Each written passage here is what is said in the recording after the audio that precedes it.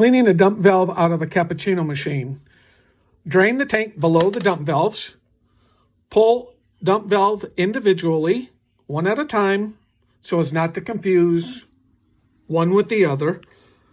Pull the dump valve, put it on your table, pull the 4 screws, as I've already done.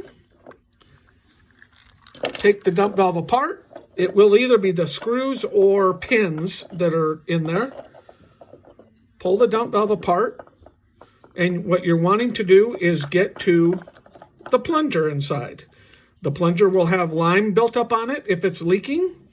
Clean this plunger all off with your fingers. Get that all nice and clean. Make sure you get all the lime off of any of these parts, and then put the dump valve back together. Put it back in the machine. Continue on to the next dump valve.